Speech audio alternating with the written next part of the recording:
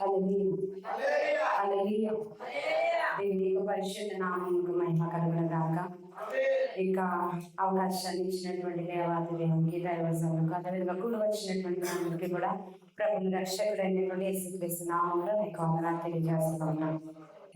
పరిశుద్ధ గ్రంథంలో నుండి దేవుని యొక్క మాటలు ధ్యానించబోతుంది. ఒక్క నిమిషం తల వంచి ప్రార్థన చేసుకుందాం. స్తోత్రమయ్యా దైవమా, నీకు వందనాలు. పరిశుద్ధుడా, నీకు తండ్రి, ఇంతవరకు ఈ సన్నిధిని మా మధ్యలో మీరు ఇచ్చిన విధానానికి నీకు వందనాలు తండ్రి. ఈ వాక్యం ఎదుర్కొని వచ్చిన నన్ను సంపూర్ణంగా మిమ్మల్ని చేయలేవా. నా స్వరం కాదు, నా జ్ఞానం కాదు, నా మాటలు ఎంత మాత్రం కాదయ్యా. మా అందరికీ కావాల్సినటువంటి మాటలు మీరేది తండ్రి మాకు అనుగ్రహించమని ప్రార్థిస్తా ఉన్నాను. దేవుడి వాక్యం ద్వారా మమ్మల్ని సరిచేయండి, మమ్మల్ని కట్టండి దేవా, మమ్మల్ని స్థిరపరచండి. మీ రాకడకి మమ్మల్ని తండ్రి దేవా సిద్ధమాను కలిగడానికి దేవా ఈ వాక్యం చేత మమ్మల్ని సిద్ధపరచమని ప్రార్థిస్తా ఉన్నాను. దేవా ఈ వాక్యం నిలబడబోచుండగా దూరంతలుగా ప్రతి హృదయంలోనూ దేవా వాక్యం ఫలింపుకు రావడానికి మీ కృప దయచేయమని ప్రార్థిస్తా ఉన్నాను. దృష్టిని బంధించండి. నీ ఆత్మ కార్యములు మా మధ్యలో జరిగించి సమస్త మహిమను మీరే పొందుకోమని యేసు నామమున అడిగి పొందుకునే నామమున ఆమేన్. పరిశుద్ధ గ్రంథం నుండి పేతురు రాసినటువంటి రెండవ పత్రిక, పేతురు రాసినటువంటి రెండవ పత్రిక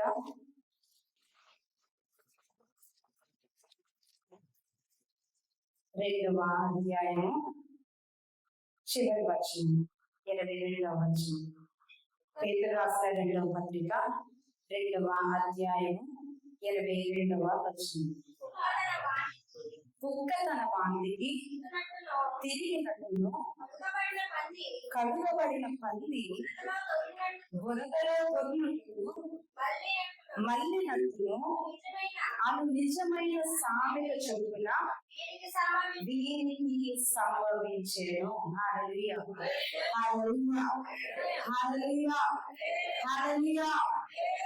ఇప్పుడు చూసినట్లయితే యేసు ప్రభు వారి యొక్క శిష్యుల్లో ఒకరిగా, అపోస్తలుల్లో ఒకరిగా అయితే క్రీస్తు చనిపోయిన తర్వాత అయితే సంఘాన్ని కట్టడానికి ఒక బలమైనటువంటి ఒక రాయిగా, పునాది రాయిగా వాడుకున్నటువంటి వ్యక్తి ఎవరండి? ఆయన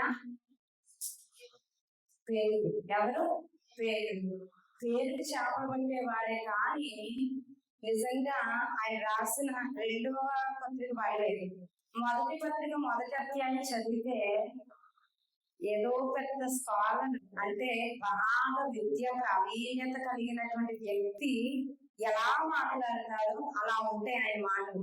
అసలు ఒకసారి చదివితే అంత మాత్రం అర్థం కాదు. తోలు గారి పత్రికలు కొంచెం సులువుగా ఉంటాయి, రామపత్రిక కొంచెం కష్టంగా ఉంటది, కానీ మిగతా కొంచెం పర్లేదు అనిపిస్తుంది. కానీ ఈ పేతురు పత్రిక మొదటి అధ్యాయం చూస్తే నిజంగా ఆయన వాడినటువంటి పదజాలు చూస్తే చేపలు పట్టే వాడిగా అసలు అతడు అనిపించాడు.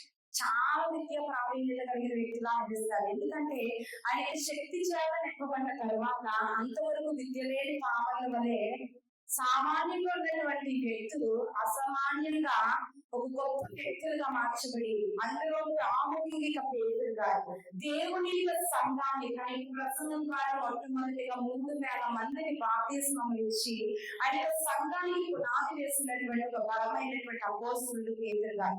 అయితే పేతురు గారు 2వ అధ్యాయం ప్రారంభం నుండి మనం చూసినట్లయితే అయితే అబద్ధ ప్రవక్తలను గురించి, అబద్ధ బోధనల గురించి చెప్తూ విడిచిపెట్టినటువంటి వాటి వైపు మరలా తిరిగి వెళ్ళిపోయినటువంటి వారు అనేక మందిని అక్కడ చూపిస్తా ఉన్నారు. ఎవరైతే తమ జీవితంలో విసర్జించి ఒకసారి వదిలివేసినటువంటి వాటి వైపు మరలి ఆ యొక్క పాపములోనికి వెళ్ళిపోయారో అది వ్యక్తుల గురించి వివరిస్తూ అయితే 2వ అధ్యాయం ముగింపు వచనంలో ఇప్పుడు మనం చదువుకున్నటువంటి వచనంలోనికి వస్తే అక్కడ ఈ విధంగా అంటున్నాడు. ఏమంటే కుక్కల పాంతికి తిరిగినట్టును కడుగబడిన పంది మరణినట్టును అనే సామెత వీరి పట్ల అది నిజముగా జరిగింది అని చెప్తున్నాడు. హల్లెలూయా, హల్లెలూయా. ఎవరు సామెతలో ఉపయోగించాలన్నా ఎవరి కొరకంట? విడిచిపెట్టినటువంటి దాని వైపు మరలా ఎవరైతే తిరిగి మేము వదిలేసాము, మాకు వద్దు, మేము విడిచిపెట్టామని చెప్పిన దాన్ని మరలా ఎవరైతే చేస్తున్నారో వారిని గురించి చెబుతున్నటువంటి మాట. ఇదే మాటను సొలొమోను కూడా సామెతల గ్రంథంలో ఉపయోగించారు. ఈ రోజు 26వ తారీఖు కదండి. 26వ అధ్యాయం చేస్తే ఆ మాట అక్కడ ఉంటది. కుక్క తన వాంతికి తిరిగినట్లుగా మూర్ఖుడు తన యొక్క మూఢత్వాన్ని మరలా వదిలేసిన దాన్నే చేస్తా యొక్క మూఢత్వాన్ని నిలబరుస్తున్నాడు. అయితే వ్యక్తి కుక్క యొక్క వాంతికి తిరిగినట్టు అదే మాటను సొలొమోను ఉపయోగించాడు. అదే మాటను ఇక్కడ పేరుగా కూడా ఇక్కడ చూసినట్లయితే ఉపయోగిస్తున్నారు. ఇక్కడ ఎవరి గురించి అంటే వదిలి వేసిన వాటి వైపు ఎవరైతే తిరుగుతున్నారో వారు ఆయన కుక్క వాంతికి తిరిగినట్టుగా వారు కూడా పోలి ఉన్నారు అని చెప్తున్నారు. హల్లెలూయా, హల్లెలూయా.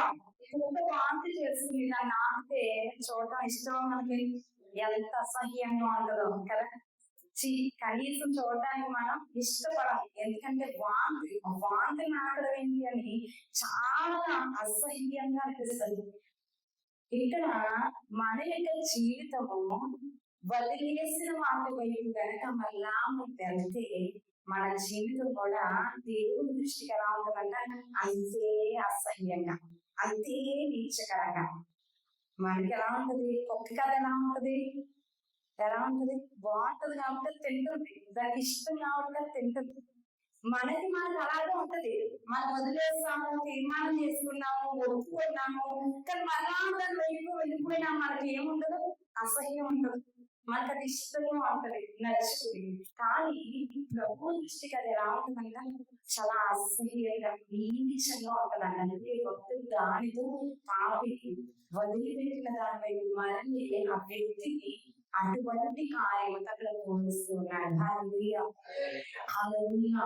మన తెలుసు మనం ఒక్కసారి ప్రభువుని అంగీకరించి ఎప్పుడైతే ఆయన పాపం మీద మన పాపాలు అవుతుంది, దేవా నేను గత జీవితంలో గత కాలంలో లోకంలో ఈ విధంగా ఉన్నాను, ఈ విధమైన కార్యాలు నేను చేస్తాను, ఇటువంటి మర్యాదలు నేను అనుసరించాను, ఇటువంటి ఆచారాలు నేను ఆచరించాను, కానీ అవన్నీ కూడా నేను ఏం చేస్తా ఉన్నాను? వదిలేస్తా ఉన్నాను. నీ రక్తం ద్వారా మనం కడిగి ఎప్పుడైతే పాపాలు గురించి మనం గుర్తుకుంటున్నామో మనం ఏం చేస్తున్నాడు? ఆయన పరిశుద్ధంగా మనను పవిత్రపరిచి పరిశుద్ధంగా మనందరినీ కూడా మార్చడానికి కృపకు మనల్ని పాత్రలుగా ఆయన ఉంచారు. కానీ ఎప్పుడైతే ఒప్పుకున్న వాటి వైపు మళ్ళా మనం తిరిగి వెళ్ళిపోతున్నామో మనం ఎక్కడికి వెళ్తున్నామో తెలుసండి? కృప నుండి, కృప యొక్క ఆధిక్యత నుండి శిక్షలోనే మళ్ళా మనం ఏం చేస్తా ఉన్నాం? వెళ్ళిపోతా ఉన్నాం. హల్లెలూయా, హల్లెలూయా, హల్లెలూయా. ఆయన కృపకు పాత్రులుగా ఎంచబడినటువంటి మనము ఆ కృపను మనం విసర్జించి మన శిక్షను మనం ఏం చేస్తా ఉన్నాము? పాత్రులుగా మనము మనలను మనల్ని ఏం చేస్తా ఉన్నాము? తయారు చేసుకుంటూ ఉన్నాము. హల్లెలూయా, హల్లెలూయా. సంఖ్యాకాండంలో మనకు ఒక సంఘటన మనం చూడగలం. అక్కడ ఒక ప్రవక్త ఉన్నాడు, ఆయన పేరు బిలాము. ఎవరండి? బిలాము. 27వ అధ్యాయంలో మనకు ఆ సంఘటన కనిపిస్తుంది. నిజానికి చూసినట్లయితే బిలాము ఇశ్రాయేలీయుడు కాదు, ఇశ్రాయేలు జనాంగంలో ఉన్నటువంటి వ్యక్తి కాదు. అతను ఒక వేరే దేశానికి సంబంధించిన వాడు, అన్యుడు అయినప్పటికీ అతడు దేవుని తెలుసుకున్నాడు. కొంతమంది అన్యజనులు కూడా ఇశ్రాయేలు జనాంగంలో ఏ విధంగా ఉన్నంటే వారు మిళితమై ఉన్నారు, అంటే వారితో పాటు వీరు కూడా కలిసి నివాసం చేస్తారు. అందరూ నశించుకోలేదు, అందరూ సంపర్కపడలేదు. కొంతమంది ఇశ్రాయేలు జనాంగం కొంతమందిని వాటి యుద్ధం చేసినప్పుడు కొంతమంది తమకు పని చేయడానికి దాసులు గాను ఉండడానికి కొంతమందిని వదిలిపెట్టారు. ఆ విధంగా వదిలిపెట్టిన వారు ఈ దేవుడి ప్రజలతో పాటు వారు ఏం చేసేవారు? నివాసం చేస్తుండేవారు. నాకు తెలిసి ఒకవేళ బిలాము కూడా అలాగా విలువబడినటువంటి వ్యక్తి, ఒక అన్యుడు, ఇశ్రాయేలీ అయితే కాదు. అయినప్పటికీ అతను ఎవరిని తెలుసుకున్నారట? దేవుడు అతను తెలుసుకున్నారు. దేవుడు ఉన్నటువంటి సత్యాన్ని గుర్తించారు. తన కన్య ప్రవర్తన విడిచిపెట్టి, తను ఆరాధిస్తున్నటువంటి దేవుళ్లను దేవతలను విడిచిపెట్టి ఈ ఇశ్రాయేలు జనాంగం అనే అతను ఏం చేయడం మొదలుపెట్టాడు? దేవుడికి ప్రార్థన చేయడం మొదలుపెట్టాడు. ఎప్పుడైతే అతనిగా ప్రార్థన చేయడం మొదలుపెట్టాడో, పూర్ణ మనస్సుతో దేవుడు వెంబడించడం మొదలుపెట్టాడో, ఆయనను దేవుడు ఎలా వాడుకుంటున్నాడట? ఒక ప్రవంతగా వాడుకోవడం మొదలుపెట్టాడు. ఇశ్రాయేలు జనాంగంలో ఎవరు లేదు. ఒక అన్యుడి తన ప్రజలకు ఒక ప్రవక్తగా దేవుడు ఏం చేశారు? నేర్చుకొని అన్నారు. అయితే ఇక్కడ సంఖ్యాకాండము 22వ అధ్యాయం 9వ ఒకసారి చేద్దాం. సంఖ్యాకాండము 22వ అధ్యాయము 9వ వచనం. దేవుడు బిలామునకు వచ్చి, నీ యొద్దనున్న ఈ మనుష్యుడు ఎవరని అడగగా, బిలాము దేవునితో ఇట్లనే, సిప్పోరు కుమారుడైన బాలాకునకు మోయాబు రాజు చిత్తగించు ఒక జనము ఐగుప్తు నుండి బయలుదేరవచ్చును, వారి పూర్తికలను తప్పించినాడు. నీవు ఇప్పుడే వచ్చి నా నిమిత్తము వారిని శరీరము, నేను వారితో యుద్ధము చేసి వారిని తొలగేయునేమో అని వీరి చేత నాకు వర్తమానం పంపలేదు. అందుకు దేవుడు, నీవు వారితో వెళ్ళకూడదు, ఆ ప్రజలు శపింపకూడదు, వారు ఆశీర్వదించబడిన వారు అని బిలాములో చెప్పారు. హల్లెలూయా, హల్లెలూయా. మనకి ఇదంతా కూడా బాగా తెలిసిన విషయమే. ఇశ్రాయేలు జనాంగము వారు ఎక్కడికి వెళ్ళినా దేవుడు వారి పక్షముగా నిలబడి ఏం చేస్తా ఉన్నాడు? వారిని విస్తరింప చేస్తా ఉన్నాడు. వారి సంఖ్యలోనూ విస్తరిస్తున్నారు. దినములు గడిచే కొద్ది వారి సంతానం వృద్ధి చెంది వారి లెక్కకు చాలా విస్తారంగా దీవించబడుతూ ఉన్నారు. దానితో పాటు శరీర బలముతో పాటు సైన్య బలముతో పాటు వారికి ఏం తోడుగా ఉన్నదంట? దేవుని హస్తం వారికి తోడుగా ఉన్నది. వారికి ఏ జనము ఎదుటి యుద్ధానికి వెళ్ళినా వారికి ఏ హస్తం ఉన్నది? జయమే కలుగుతున్నది. అవతల వ్యక్తి చేతిలో ఉన్న ఆయుధాలతో పనిలేదు, వారి శక్తితో పనిలేదు, వారి గొప్పతనంతో పనిలేదు, వారి సామర్థ్యంతో పనిలేదు. వీరి తలపెట్టినటువంటి ప్రతి యుద్ధములో, వీరు చేస్తున్నటువంటి ప్రతి కార్యములో దేవుడి హస్తం మీద తోడుగా ఉంది. వీరి ప్రతి పనిలో కూడా ఏం కాదు చేస్తా ఉన్నారు కదా? జయము కలిగి చేస్తా ఉన్నది. ఆ కార్యము చూసి ఏమవుతా ఉన్నది? ఇక మోయాబు రాజు కలవరచిందంట. వీరిని ఎక్కడికి వెళ్ళినా ఒక పశువు గడ్డిని ఎలాగైతే తిరిగేస్తే అక్కడ గడ్డి లేకుండా పోతుందో, అలాగే ఇశ్రాయేలు జనాలు ఎక్కడ అడుగు పెట్టింది ఏమవుతుందంట? అక్కడికి ఎవరు ఉండట్లేదు, అక్కడ ఎవరు ఉండట్లేదు. వీరే కనిపిస్తున్నారు. అడుగు పెట్టిన ప్రతి స్థలం స్వాధీనమైపోతుంది. అక్కడ వీరు తప్పితే ఆ ప్రజలు కనిపించడం లేదు. అది చూసిన మోయాబు రాజు ఏమైంది? చాలా భయం కలిగి ఉంటారు. వారి మీద ఉన్న దేవుడి దీవెనను నేను తొలగిస్తేనే కానీ యుద్ధములో నేను పొందలేను, జయాన్ని పొందుకోలేదు అని నిశ్చయించుకుని అది ఇశ్రాయేలు జనాంగం మీద ఒక అన్యుడు ప్రవక్తగా ఆయన పనిచేస్తుంది కదా. ఆ బిలామునకు ఏం చేశారో కొద్ది మంది మనుషులు పంపారు. ఏమనంటే, ఇదిగో నువ్వు నివాసం చేస్తా ఉన్నావు కదా, నీ యొద్ద ఉన్నటువంటివి అయితే ఇశ్రాయేలు జనాంగాలను వేయించి అని శపించారు. నువ్వు శపిస్తే నువ్వు ఎవరిని ఆశీర్వదిస్తే వారు ఆశీర్వదింపబడుతున్నారు, ఎవరిని శపిస్తే వారు శపింపబడుతున్నారని నేను ఏం చేశాను? విన్నా, నేను అది చూసా. నువ్వు ఆయన ప్రజలు దీవించాలంటే వారు దీవించబడ్డారు, నువ్వు శపిస్తే వారు ఏం చేయబడ్డారు? శపించబడి నేను యుద్ధము చేసినప్పుడు నాకు జయము కలిగి నేను ఏం చేస్తాను? నా ప్రాంతంలోని వారిని తోలి వేస్తానని చెప్తే బిలాము అన్నాడు, సరే నేను దేవుని ప్రార్థన చేస్తాను, యెహోవాకు ప్రార్థన చేస్తాను, నీకు రాత్రి అంతా ఇక్కడే ఉండాలి అని చెప్పాను. వారు విన్నారు, ఈ ప్రార్థన చేస్తారు. అక్కడ రాయింది, ఆయన ప్రార్థన చేస్తా ఉంటే ఏమైందంట, దేవుడు బిలాము వద్దకు వచ్చారు. హల్లెలూయా, హల్లెలూయా, హల్లెలూయా. ఏంటంటే ఆయన ప్రసన్నమే లేనటువంటి భాగ్యం.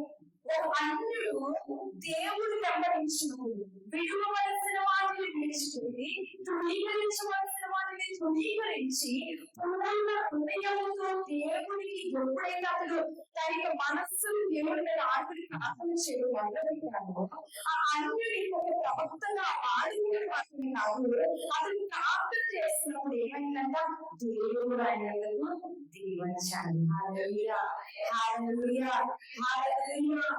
చాలా ఆశ్చర్యం అనిపించింది. ఇది తన సొంత ప్రజలకు లేనటువంటి ఒక గొప్ప వాక్యాన్ని ఒక అన్యుడికి దేవుడు ఇచ్చాడు. దానికి గల కారణం ఒక్కటే, అతడు విడిచిపెట్టవలసిన వాటిని విడిచిపెట్టాడు, తృణీకరించవలసిన వాటిని తృణీకరించాడు. దేవుడి కొరకు తన జీవితాలను అప్పగించుకున్నాడు. అలాంటి వ్యక్తి ప్రార్థన చేయగా దేవుడే నీకు వచ్చి చేస్తున్నాడు, స్వయంగా అతనితో మాట్లాడుతున్నాడు. అన్నాడు, నువ్వు నివాసం చేస్తున్నాడు ప్రసంగం, వీరు నా ప్రసంగం, వీరు ఆశీర్వాదాన్ని పాత్రలు కానీ శాపములకు పాత్రలు కానీ ఎంత మాత్రము వారిని శపించడానికి వీరు ఎవరు చెప్పినప్పుడు చాలా మంచిగా స్పందించాడు. ఉదయం అయింది, వాళ్ళు వచ్చారు, అయ్యా ఏం చెప్పండి దేవుడు, నువ్వు ప్రార్థన చేస్తున్న దేవుడు ఏం చెప్పాడంటే, మీరు సకల ఐశ్వర్యము నా ఎదురు తీసుకువచ్చిన, మీరు ఎంత ధనం వెండి బంగారం నా ఎదురు తీసుకువచ్చిన శపించుట నా యొక్క లేదు. శపించువాడు ఆయన, దీవించువాడు ఆయన. ఆయన శపించడానికి నాకు సెలవు ఇవ్వలేదు కాబట్టి నేను ఎంత మాత్రం ఈ పని చేయడానికి వీలు లేదు, నేను చెయ్యను అని ఖండితముగా ఏం చేస్తాడు. మొట్టమొదట చాలా మంచిగా చెప్పాలి, వాళ్ళు వెళ్ళిపోయారు, రాజు వెళ్ళిపోయారు. అప్పుడు రాజు ఏం చేశాడు, ఘనత వహించిన మనిషిని పంపాడట.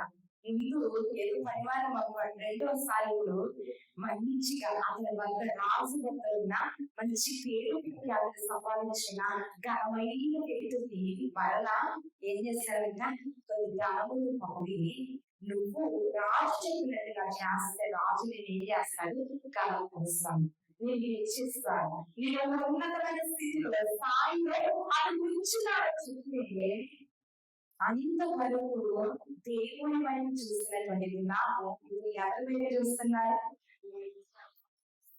మనుష్యుల వల్ల కలిగే, మనుష్యుల వల్ల వచ్చే కీర్తి, మనుష్యుల వల్ల వచ్చే ధనం, మనుష్యుల వల్ల వచ్చే స్థాయి, వీటి మనసు ఏమైందంట, అతడు దేనినైతే ధృవీకరించాడు, దేనినైతే విడిచిపెట్టాడు, నిజమైన దేవుడని వేడిని విసర్జించి కొన్నాడాడు, వాటన్నింటినీ ఒక్క నిమిషంలో రాజుని నిరాకరిస్తాడు, రాజుని రక్షిస్తాడు, రాజుని నీతిగా చేస్తాడని చెప్పిన వెంటనే మనుష్యుని యొక్క దైవంలో దేవుని యొక్క దైవం ఏం చేస్తాడు, విడిచిపెట్టేస్తాడు. హల్లెలూయా, హల్లెలూయా. వచ్చిన కీర్తి వచ్చిందా, ధనం వచ్చిందా, ఏదైనా పొందుకున్నాడా, అతను నోరు తెలిస్తే ఆశీర్వచనము తప్ప శాపవచనము రావడం లేదు. ఇశ్రాయేలు జనాంగాన్ని అత్యధికంగా దీవించడం ప్రారంభించారు, ఆశీర్వదించడం ప్రారంభించారు. ఏ రాజు ధనపరిస్తానని, బలపరుస్తానని, రక్షిస్తానని చెప్పాడు, అదే రాజు అతనిని దూషించి తిరిగి వెనక్కి పిలిచాడు. ఇది దేవుడి యొక్క దైవం కోరుకున్నాడు, రాజు యొక్క ఏది పొందుకోలేదు. చివరిగా పరిస్థితి ముఖ్యంగా మధ్యలో మనం చూస్తే ఒక యుద్ధంలో ఖడ్గము ద్వారా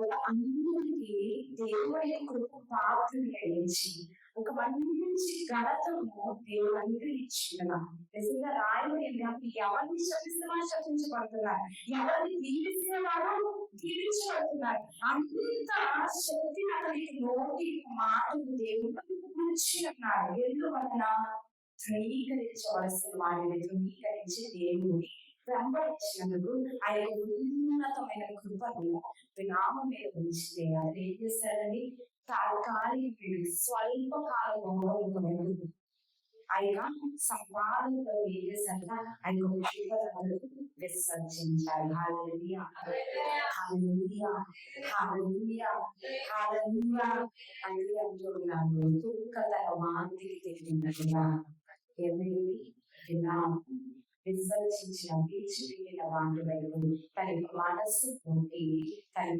ప్రాణాన్ని పొందాడు. సోదిగాడిగా పిలువబడ్డాడు. దేవుడి ప్రవక్త ఒక మంచి బలమైన స్థితిలో ఉన్నవాడు ఇప్పుడు ఏం చేయబడ్డాడు? సోది వాడి వల్లే అన్ని ధనానికి ఆశ పెట్టినటువంటి ఒక వ్యక్తి వల్లే చివరికి అతని ప్రాణాలను పొందుతున్నాడు. హల్లెలూయా హల్లెలూయా హల్లెలూయా. మనకు కూడా ఏంటంటే అన్యులకు కదా, అన్యులకు కానీ దేవుడి మహాకృపను బట్టి ఆయన సొంతైనటువంటి దర్శనం అనేది మన దేవుడు ఏం చేశారు? ఆయన కృపకు పాత్రలుగా మనల్ని ఉంచుతారు. ఎప్పుడు మనం మార్చబడ్డాం కృపకు పాత్రలుగా? ఎప్పుడండి? లోకంలో ఉన్నప్పుడా, లోకాశలను వేస్తున్నప్పుడా, లోక మర్యాదలు ఆచరిస్తున్నప్పుడా? కాదు. వాటిని విడిచిపెట్టినప్పుడే మనం ఏం చేయబడతాము? ఆయన కృపకు మనము పాత్రలుగా ఎంచబడతాము. ఆయన పరిస్థితులను వెంబడిస్తే ఆయన కృపకు మనము పాత్రలుగా ఎంచబడతాము. ఆశీర్వాదానికి మనము వారసులుగా ఎంచబడతాము. ఆయన వాగ్దాన దేశానికి వారసులుగా మనము ఎంచబడతాము. అంతలో ఆధిక్యతలో ఉండి పేరు భక్తుని వారి మధ్యకాల సమయంలో పరిశుద్ధాత్మ దేవుడు మనం హెచ్చరిస్తూ ఉన్నాడు. మనం వదిలిపెట్టిన వాటిపై మనం ఎంచుకోవాలి.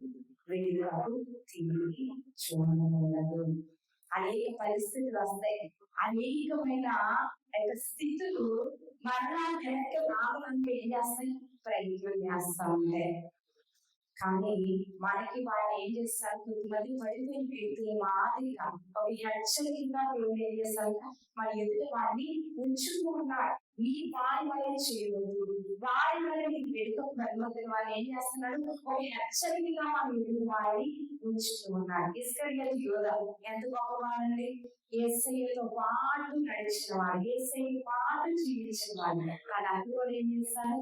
వదిలిపెట్టిన ఆ సొమ్ము సంచి కదా, ఆ ధనమును సంచి వైపు వల్ల అవి మన మనస్సు నుంచి గెహాజీ ఏం చేశారు? ఒక ప్రవక్త యొక్క శిష్యుడిగా సమస్తాన్ని విడిచిపెట్టి అతను వెంబడించడానికి సిద్ధమైన వాడు. కానీ శీలాలు, వస్త్రాలు, వెళ్లి, బంగారం, ధనం చూసి ఏం చేశారు? మళ్ళా వాటి వైపు పరిగెత్తారు. ఈ 14 వ్యక్తులందరినీ మనం చూస్తే వారు చేస్తున్నదే ఏం చేస్తారంట? వారు వదిలిపెట్టిన వాటి వైపు మరలా పరిగెత్తారు. ఏదైతే విసర్జించాలో, ఏదైతే అసహించుకున్నారో, ఏదైతే పెద్దలో సమానమనిచున్నారో వారి మరలా తమ యొక్క మనసులు వారు ఉంచితే వారందరి జీవితంలో వారి అంతము ఎక్కడికి వెళ్ళిందండి? నాశనానికి వెళ్ళింది. వారు ఏమి పొందుకోలేదు. ఇస్కరియోతు యోధ అప్పట్లో చాలా గొప్ప దానితో సమానమని 30,000 రోగులు. అబ్బా నేను నలభూమి నా సొమ్ముని సంచి 2 సొమ్ము అనుకున్నాను. కానీ ఒక్క దినము కనీసం ఒక్క రూపాయి కాదు, ఒక పైసా కూడా ఖర్చు పెట్టడానికి ఏదైనా తిన్నాడా? ఒక చిన్న రొట్టెలైనా కొనుక్కున్నాడా? ఏది అతను ఖర్చు పెట్టలేదు. వెళ్ళాడు. తర్వాత ఇచ్చేసి మీరు ఎలా మరణానికి అప్పగిస్తారని అనుకోలేదు. మీరేదో హింసిస్తారు, ఏదో జైల్లో వేస్తారు, ఏదో చేస్తారు అనుకున్నాను. కానీ నా చిన్నాడు నేను నా బోధకు నేను అప్పగించానని ధనాలిస్తే వారు అంటున్నారు. ఒక్కసారి నువ్వు అప్పగించిన తర్వాత దానితో మాకు సంబంధం లేదు. ఇది కాను మెట్లో వేయాలి కూడా యోగ్యమైన క్రమం కాదు. వాళ్ళు తెలుసు ఎందుకు అప్పగింపబడేవాడు నీతిమంతుడు, అప్పగింపబడేవాడు నిర్దోషి. ఆయన రక్తానికి వెలకలు ఈ డబ్బు దేవుని యొక్క కానుక పెట్టెలో వేయడానికి యోగ్యమైన కాదని వారు ఏం చేస్తారు? కింద వాడేస్తారు. ఈ వ్యక్తి ఏం చేస్తాడు? వెళ్ళి వేసుకొని ఏం చేశాడు? నడిపి బద్దలైపోయి పేర్లన్నీ బయటకు వచ్చి ఒక అవి కాస్త తలుచుకోవడానికి చాలా దుఃఖాకరమైనటువంటిగా మరణాన్ని ఏం చేస్తారు? చదువుకున్నారు. గెహాజీ కాంతం ఏమైందండి? అతని సంతానానికి అతనితో పాటు ఏమైంది? అతని సంతతంతరికి కుష్ఠరోగం వచ్చి ఎంతాంతము ఇక దాని నుండి వారికి విముక్తి ఎంత మాత్రం లేదు. మీరు చేసినటువంటి తప్పుదాలు ఏమన్నా గట్టి అండి? ఏ విచారాలు చేస్తారా? ఎవరినైనా నరహత్య చేస్తారా? మీరు చేస్తున్నవే చూడడానికి చాలా చిన్నవి, అది ఎక్కడ గొప్ప మాదిరి అనిపిస్తుంది. ఏంటి? ఏదైతే మాకు గొప్పంటారో, ఏదైతే దేవుడి పాపల చట్టం మీరు విడిచిపెట్టుకున్నామని మాటించారో, అయితే తీర్మానంలో నుండి తప్పిపోయి వదిలిపెట్టిన వాళ్ళు తిరిగారంటే వదిలిపెట్టిన ఆ స్థాయిని మళ్ళా మనం సంపాదించుకోవాలని ఒక్క ఆశ. వీరి ముగ్గురు విరామపోతుకునే విధానాన్ని, ఇస్కరియోతు యోధ అనుభవించిన విధానాన్ని, గెహాజీ ఆ వస్త్రాన్ని గ్రహించి తెచ్చిపెట్టుకున్నారంటే కానీ కేవలం హృదయ తలంపుని బట్టి చాలా గొప్ప శిక్షలు పాల్గొనబడ్డారు. కృపకు పాత్రలుగా ఉన్నవారు శిక్షలు పాత్రలుగా మార్చివేయబడ్డారు. వాళ్ళ కారణము ఏంటంటే విడిచి వెళ్ళిన వాటి మరణ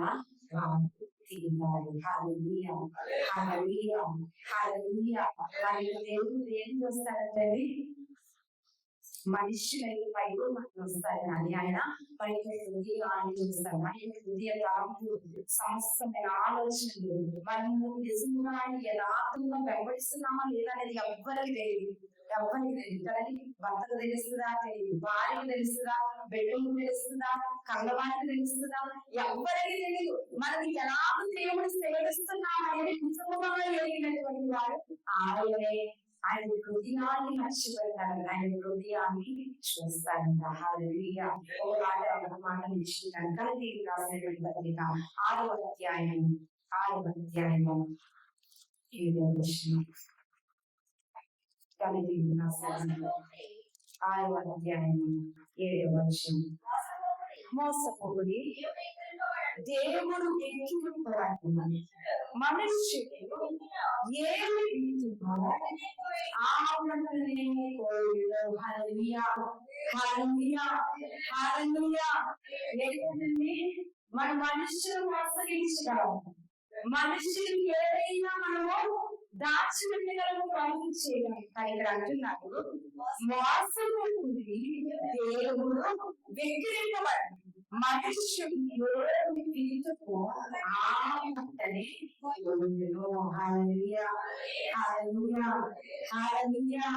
ఆయన మోసం చేద్దాం అనుకుంటే మనకంటే మూర్ఖులు, మనల్ని మనమే మోసపరుచుకుంటున్నాడు. మొట్టమొదట ఆయన మోసం చేస్తున్నాము, పర్వాలేదు చలామణి వెళ్ళిపోతున్నాడంటే ఏం చేస్తున్నాడంట?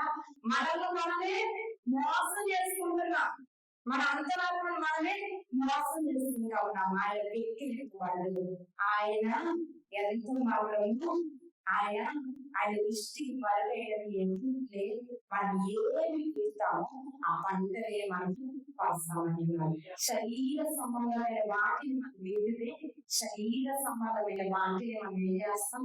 వస్తాం. ఆత్మ సంబంధమైన వాటిని విత్తితే ఆత్మ సంబంధమైన పంటలు మనం ఏం చేస్తాం? అందిస్తాం. హల్లెలూయా, హల్లెలూయా. ఏం చేస్తారు?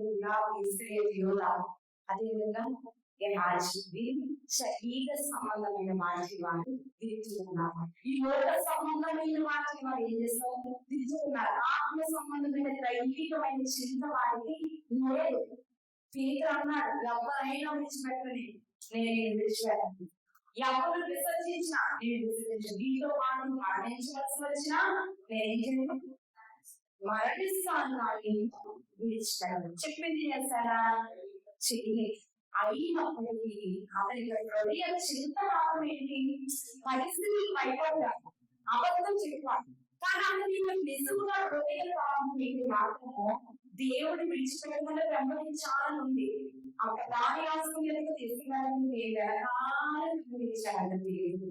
అక్కడ ఉన్నటువంటి చెల్లెలు చూసి అక్కడ ఉన్నటువంటి వారు చూసి ఇంకో ఆయనతో పాటు ఉన్న వారు ఎక్కువ కలిగేటువంటి లేదు లేదా అబద్ధం ఆడారు. కానీ 2 సార్లు మోరు చూసినప్పుడు ఏం చేశాక పరిచయం పడ్డాడు. యాడలో మొదలు పెట్టాడు. ఏ మాట వచ్చింది. అవునయ్యా నేను నిజంగా నిబంధనగా అబద్ధం ఆడాను, కానీ ఇక మీదట మారడానికి నేను వెంబడిస్తాను.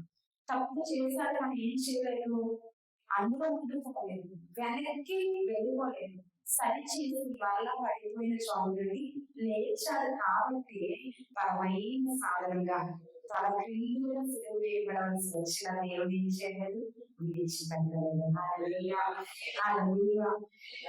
అంటే నేను చెప్తున్నది ఏంటంటే మనుషులుగా చాలా సార్లు మనం చేసుకునే నిర్మాణం నుండి మనం ఏం చేస్తాం, పడిపోతాం కదండి. వడంబడికల్లో తగ్గిపోతా ఉంటుంది. చాలా సార్లు విడిచిపెట్టవలసిన మాటలు మనం ఏం చేస్తాము, ఎవరు అనుకుంటారు. మనుషులను సంతోషపెట్టడానికి, మనుషులకు మెరుగుపడలే కొన్నిసార్లు ఏం చేస్తాం, పరిస్థితులు బట్టి వెంబడిస్తా ఉంటాం. కానీ ఈ కాల సమయంలో దేవుడు మాట్లాడుతున్నాడు తెలుసా. ఒకవేళ అలా వెంబడిస్తుంటే అలా 2 తరగతుల మధ్య 2 మాటలు మనం నడుస్తూ ఉంటే దేవుడు చెప్తున్నాడు, మరలా ఒక అవకాశాన్ని దేవుడు ఇచ్చాడు.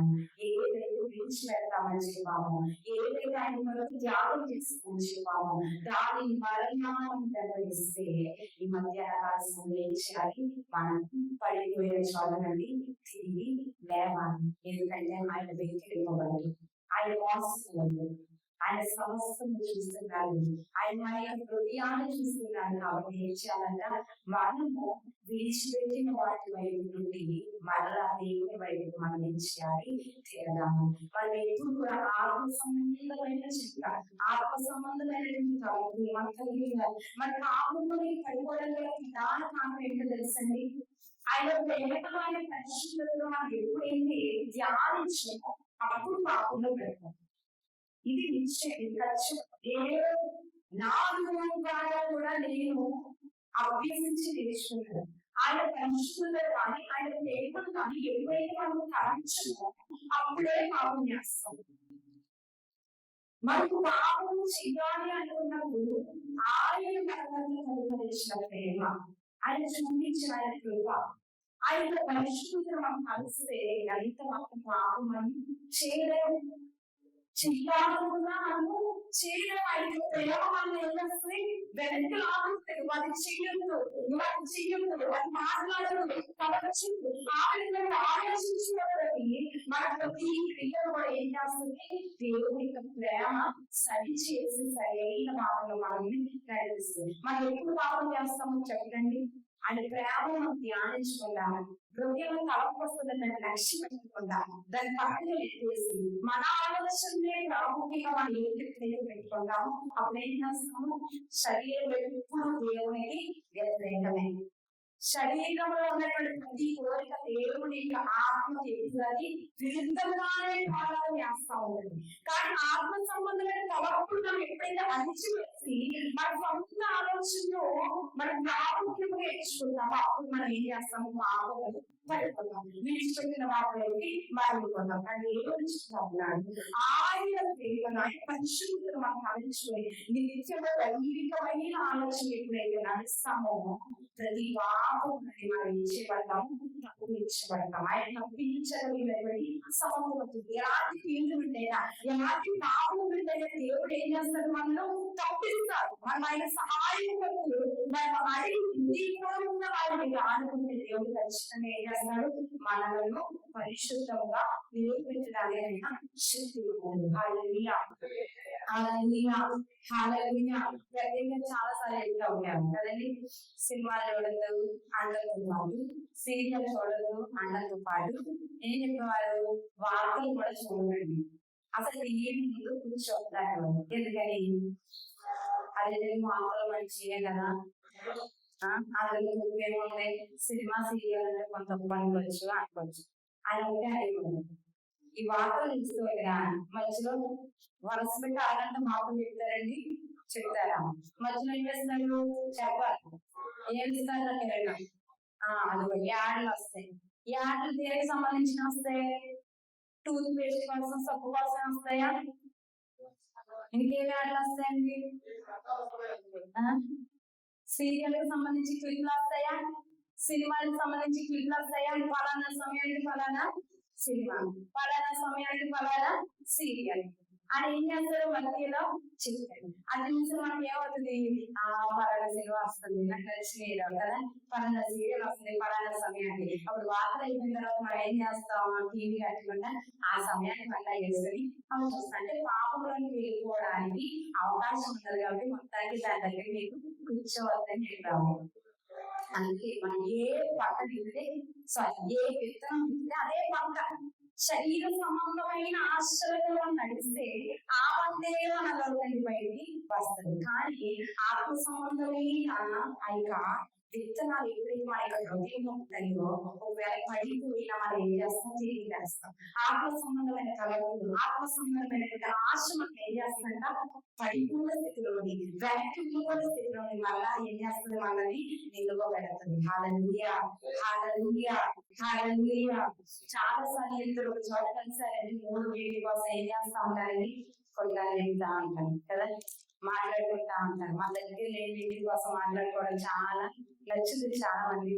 వారి మీద చూసుకుంటూ ఉంటారు. అదే ఇద్దరు కలిసి దేవుడి గురించి మాట్లాడించండి. మీ జీవితంలో దేవుడు చేసిన కార్యాలు, గత జీవితంలో మీకు సాక్ష్యము, ఎలా దేవుడు నడిపించారు అది చెప్పుకుంటారండి. అది చెప్తే ఆత్మీయుని ఎంత బలపరచబడ్డామో తెలుసా? చెప్తున్నప్పుడు అనుభవించింది మనం, కానీ మరణానుసారి చెప్పినప్పుడు మనకి కూడా ఏం చేస్తుంది? శక్తిని ఇస్తుంది. దేవుడు ఆ శక్తిని మారు చేస్తాడని మనకి శక్తిని ఇస్తుంది. మన ద్వారా విన్నవాడు కూడా బలపరచబడతారు. ఆత్మ సంబంధమైన మాటలు మనల్ని తుంపులుతాయి, హెచ్చరిస్తాయి, నిలబడతాయి. ఎవరో మనం ఆటవాళ్ళని సాక్ష్యం ద్వారా ఎవరైనా తప్పులో వారు మనలో వెనక్కి రావచ్చు, చెప్పలేము కదా. మన జీవితంలో ఏం చేస్తున్నారు? బలపరచవచ్చు. రేపటి దినాలు వారి జీవితంలో శోధన చెట్లు, ఫలానా దినాలే ఫలానా సహోదరు ఇలా చెప్తుంది కదా, నా జీవితంలో నేను ఎందుకు పొందుకోవడమే పట్టుదలన్నారు పొందుకోవచ్చు. అలాంటి సాక్ష్యాలు చాలా ఉంటాయి. మన గురించి చెప్పుకోవచ్చు, మనకు తెలిసిన వాళ్ళ నుంచి సాక్ష్యం చెప్పచ్చు. లేకపోతే చాలా మంది భక్తులు ఉన్నారు, వారి యొక్క జీవితాల నుంచి కావచ్చు. అలాంటి దైవికమైన చింతలు, దైవికమైన ఆలోచనలు ఎక్కడికి ఉంటాయో మన పాపం వెళ్ళిపోతాము, దేవునికి దగ్గరగా వెళ్ళగలుగుతాం. ప్రార్థన బలపరచుకుంటాం, వాటి ధ్యానించడంలో బలపరచుకుంటాం, భక్తి సాధన చేయడంలో మనకు బలపరచబడతాం. ఇదన్నింటికి సాధ్యమవుతుందో తెలుసా? ఆయన పరిశుద్ధతను, ఆయన ప్రేమను మనం నిత్యము ధ్యానించాలి. దైవికమైన ఆత్మ సంబంధమైన విత్తనము మన హృదయంలో మనం కలిగి ఉంటే ఆత్మ సంబంధాలు మనం ఏం చేయబడతామో నిలబడగలుగుతాం. అందుకే పేరు అంటున్నాము, వీక్షించిన వాటి వైపు, విశ్లేషించిన వాటి వైపు మీరు వాటిని కుక్క వాంతికి తెలియండి. పది కడుపుబడ్డ మరణ అదే పొందినట్టుగా అదే విధంగా మీ జీవితంలో ఉంటుంది. అడుగులో ఉండడానికి మీకు చూసి తెలుసుకోవాలనే మీకు మంచి అంటున్నారు. ఒకసారి మీరు చూసుకుని అనుభవం కాలంలోకి దేవుడు ఎలాంటి వారు ముందరి ఆయన గొప్పతనం తెలుసుకుని వెనక్కి పోయి మీ జీవితంలో మీరు నాశనాన్ని పొందుకున్న కంటే దేవుడిని మీరు తెలుసుకోవడం ముందే మీకు మంచిది అంటున్నాడు. హల్లెలూయా, హల్లెలూయా. కంపిక మధ్యాహ్న కాలంలో ఒకసారి మనం వస్తున్నాం, ఒకసారి మన యొక్క జీవితం మనం పరిశుభ్రం చేస్తున్నాం.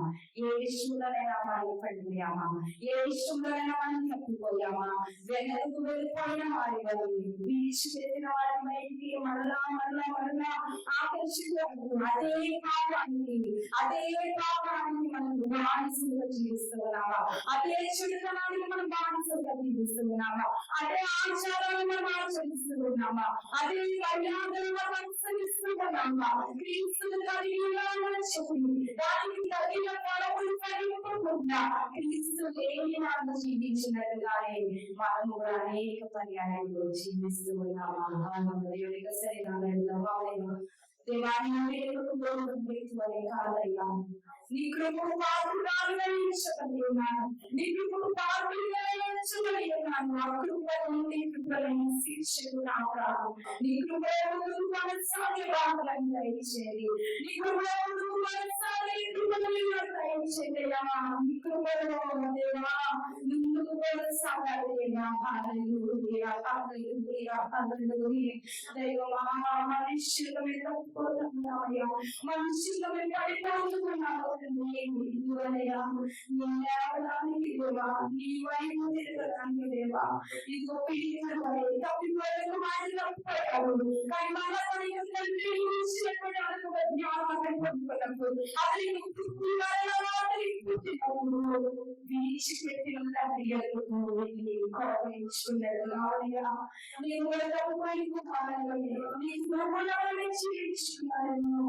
అనేక పరిస్థితుల్లో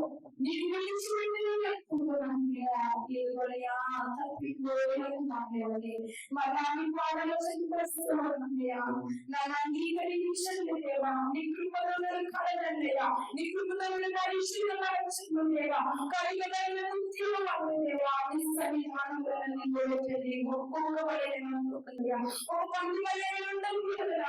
నీ స్వరూపంలో దేవ దేవా నీవలే మార్చబడాలి, నీవలే మార్చబడాలి.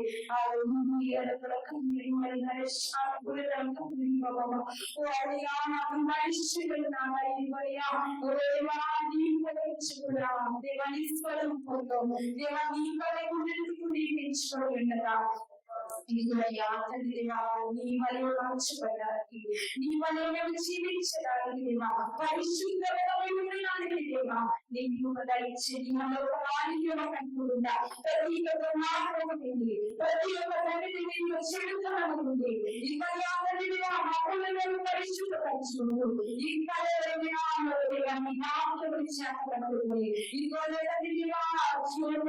ప్రకాశించడానికి దేవాన్ని అనేక మందికి దేవాన్ని దయచడానికి నీ కృప దయచేది. భక్తిలో మమ్మల్ని స్థిరపరచండి, మమ్మల్ని కట్టండి దేవా, మమ్మల్ని నాటండి దేవా.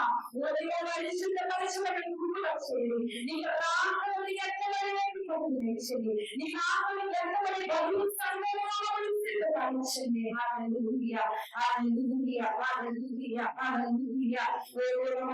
తిరిగి కట్టండి దేవా, పరిపూర్ణము తిరిగి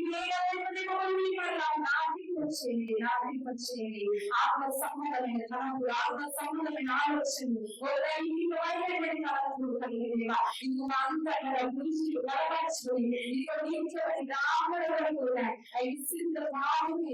తాత్కాలికమైన గౌరవమైన కాదు, తాత్కాలికమైన సుఖమైన కాదు, తాత్కాలికమైన కాదుగా నీచే రాజ్యం వరకు సిద్ధపడి అందరికీ దయచేసి నీ నామాన్ని ప్రకటించమని యేసు నామమున అడిగి నామమున ఆమేన్.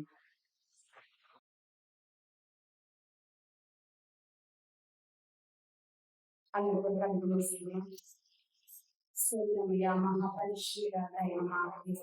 తండ్రి ఎంతో నాదాన్ని సన్నిధి మా మధ్యలో ఉంచి మమ్మల్ని నారాయణ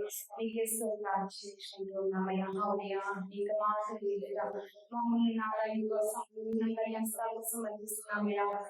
అవును మీరు చెప్పిన మాటలు బట్టి పవిత్రంగా ఉన్నారని నీ వాక్యం సరిస్తున్న రీతిగా నీ వాక్యం చేత మమ్మల్ని మేము కడుగుకోలేవా, నీకు ఇష్టమైన పిల్లలుగా మేము సిద్ధపరచబడ్డానికి దేవా. దైనందినము ఇదివయ్యా నీకు వాక్యం కనిపిస్తూ ధ్యానిస్తూ మేము ముందు కొనసాగడానికి దేవా నీకు ప్రార్థిస్తా ఉన్నానయ్యా.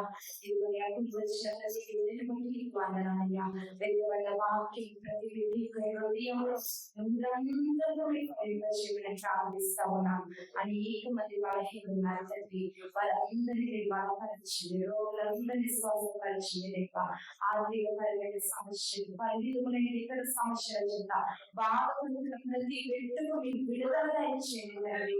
ప్రతి బిడ్డలు ఒక సాక్షి సాక్షిగా దేవుని సన్నిధానం నీవు పెట్టండి. మన యొక్క ఆత్మీయులు మరణించి కొన్ని కుటుంబాల దుఃఖం ఉండగా ప్రతి కుటుంబానికి ఒక ఆదరణ, ధైర్యం, నెమ్మది మీరు కలుగజేయమని ప్రార్థన చేస్తా ఉన్నానయ్యా. తప్పకుండా మీరు ఎక్కడ చూడండి, ఎవరికి అవసరాలు ఉన్నాయి, ఆకళ్ళు ఉన్నాయి, సమస్యలు చూస్తున్న దేవా ప్రతి వ్యక్తికి కావలసిన ప్రతి అవసరాలను మీరు తీర్చమని ప్రార్థిస్తా ఉన్నానయ్యా. తప్పకుండా ఏకమైన ఐశ్వర్యించిన ప్రతి వ్యక్తి యొక్క లోటు మీరు భర్తీ చేయమని ప్రార్థిస్తా ఉన్నాను తండ్రి. ఇదిగోని అతని తండ్రి మధ్యాహ్న కాల సమయంలో మరొకసారి నాలో మమ్మల్ని అందరినీ మా యొక్క కుటుంబాలు కలిగిన సమస్తాన్ని సంపూర్ణంగా చేస్తాను సమర్పిస్తున్నాం. ఆయన నీకు సరైన మేమందరం కలిసి నేను స్థుతించుకుంటున్నాను. నీ సన్నిధి కాపుదల నీ భద్రత చేయాలి. మాకు మా కుటుంబాలకు దేవాసనాన్ని గమనించండి. మరి ప్రతి కాంతి దేవాకు కలిగినటువంటి స్థితిలో నుండి నీ కొరకు తమకు ప్రాణం రక్షించేయగా నీ చేయముగా నీకు ఆకాశపు బాధ్యతలో తెలిసేవా విస్తారమైన మేడతో నాలా ప్రతి వ్యక్తిని తృప్తిపరచమని ప్రార్థిస్తున్నాను. ప్రతి ఫలం ఆశీర్వాదము ప్రతి బిడ్డ అనుభవించడానికి నీకు వరించింది దేవా. ఇది వరకు సరి మమ్మల్ని అందరినీ సమర్పిస్తుంది. దీవించి ఆశీర్వదించమని యేసునామమున అడిగి పొందుకునే నామమున తండ్రి. ఆమేన్. యేసు రక్తమే ప్రభు యేసు రక్తమే ప్రభు యేసు నామమున యేసు నామమున సంపూర్ణ విజయం కలుగుగాక. అపవాది అంత నాశనము కలుగుగాక. ఆమేన్. అందరికీ వందనాలు.